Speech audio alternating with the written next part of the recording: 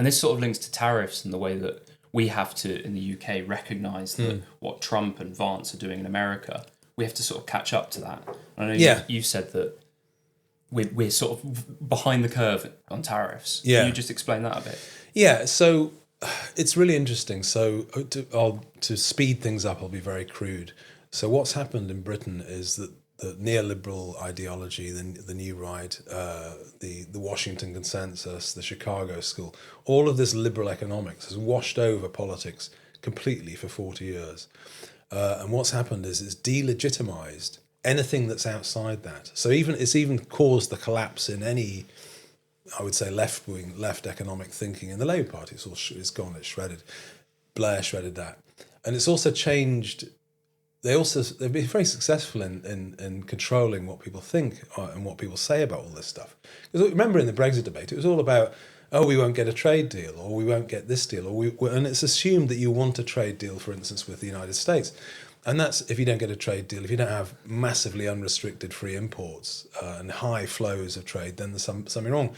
And I'm just saying that the Americans actually domestically have had their own debate about what happened to Cleveland, Ohio, and Pittsburgh, and Baltimore, and Philly, industrially, and Detroit. What's happened to their own domestic industries?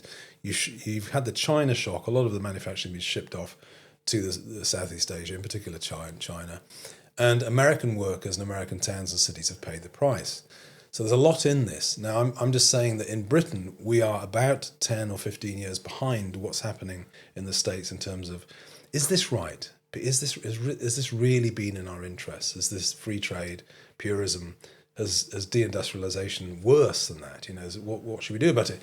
So you have figures like Lighthizer, who's a main Trump advisor, right, very, very close to him. He's a massive free trade skeptic.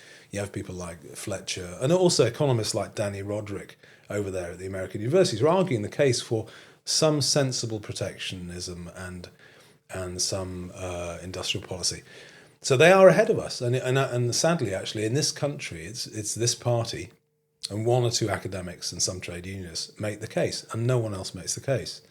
But what I'm arguing is that it's an intellectually legitimate case, and unless you think it's just economics and it's not political economy, it's a massively politically salient case to make. Why should we accept, for instance, unfair trade? Why should workers in Sheffield have to compete with slave labour? Do you think that's right? Morally or economically, do you think it's right? I don't.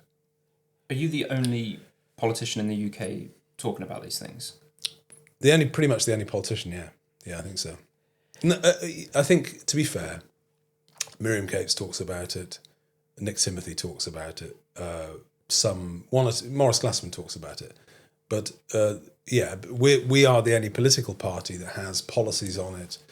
And I slightly despair of the political class in the UK because, and I joke, I pull people's legs. I say I don't really understand fully Starmer's policy on trade. I don't understand Reform UK's policy on trade. Probably they don't have a policy. I don't know what it is. I don't know. Are they free traders? Are they protectionists? What? And they are deciding. And this is why I think, honestly, the whole debate in the UK is about 10, 15 years behind. The reason that Trump and Vance are prepared to put tariffs on to protect their industries is because they've had 15 years of debate about it, and the debate has been legitimate. And we're just starting, and I'm worried about that because we need to get on with it. So the BBC headline this morning, I think, was along the lines of a UK-US tariff-free deal is imminent. Yes. Is that bad news then? It could be very bad news, yeah. It could be, I'm in favour of anything that's in this country's interest politically and economically. And let's just backtrack before I answer that question. So one of the things that needs to be knocked down is the idea that free trade for all countries 100% at all times is good. No, it isn't. Historically, that's total nonsense. The US built its industries up behind a tariff wall. Post-war, South Korea did.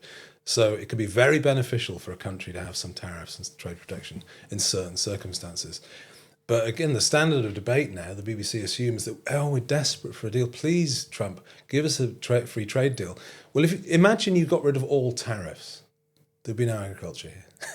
There would be no the cost base of American agriculture is so much lower than the UK. The farms are much bigger, they're more mechanized and efficient. So you won't have that. So in some of these things, you have to say, well, do you want any farming here or not? We only supply about 60% of our calories now domestically, which is strategically quite dangerous. So for lots, it's yet another thing. You know, I wouldn't doubt that ultra free trade prioritizes cheapness.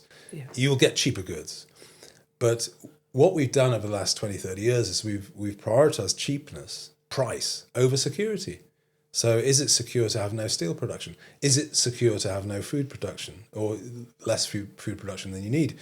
There are some strategic areas that you should say, no, there's a line here, actually. We're going to, you know, and we ought to have learnt in the pandemic there were certain things that we should just keep safe here. So there's a lot in that. So to get back to the question, I wouldn't jump into an FTA with the United States.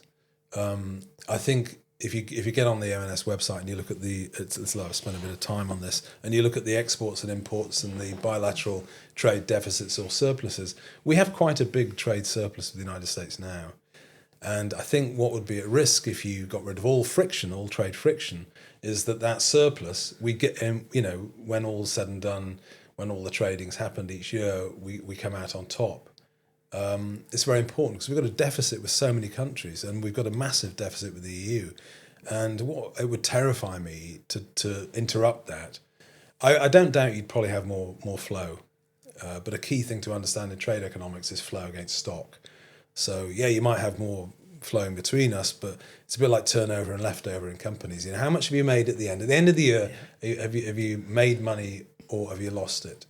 And if you have very big trade deficits with particular partners, you will just accumulate debt. You literally have to pay that on the capital account, not the current account. You pay it at the end of the year by selling something or by issuing debt. So it's potentially interesting, but I'm sceptical for those reasons. And also I'm sceptical because I don't believe, and actually it's true, and I wish it weren't the case, the trade expertise does not really exist in the British government at the time.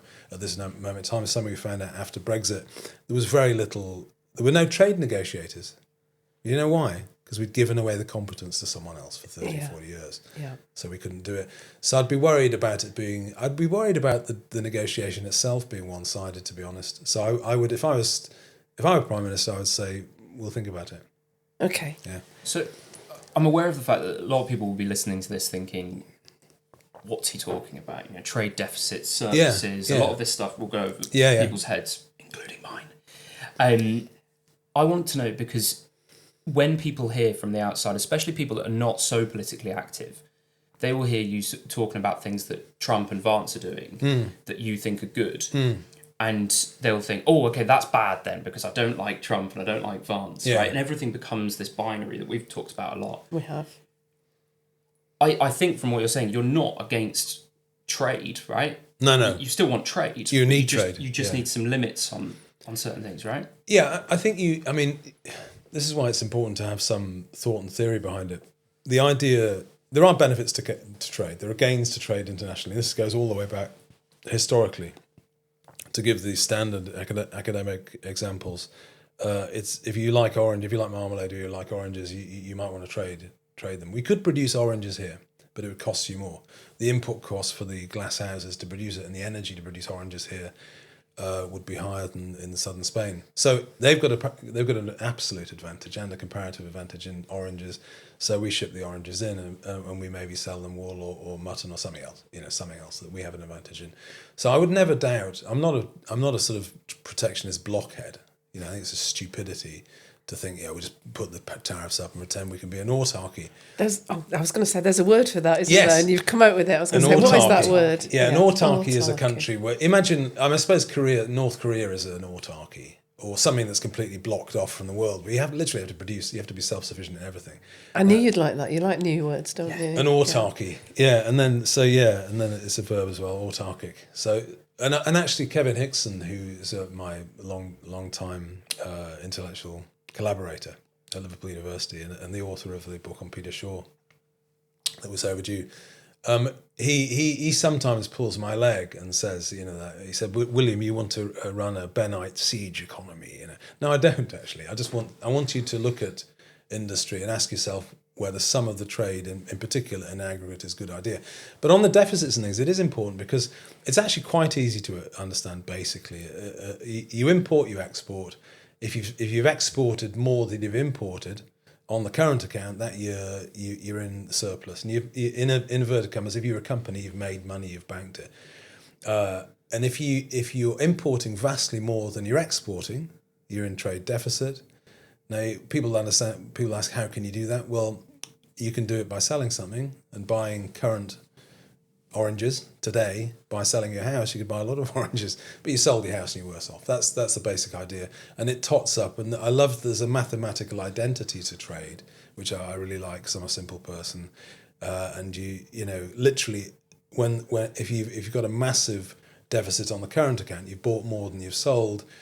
There has to be an opposite equivalent on the capital account. In other words, you have to have raised the money somewhere, and there has to be some account for how you've paid for it. And you're getting poorer. What I'm arguing is that you run these trade deficits for 30 years, you get poorer, and free trade maniacs, stroke purists, don't think that matters, and I think it really does. On the maths, it does.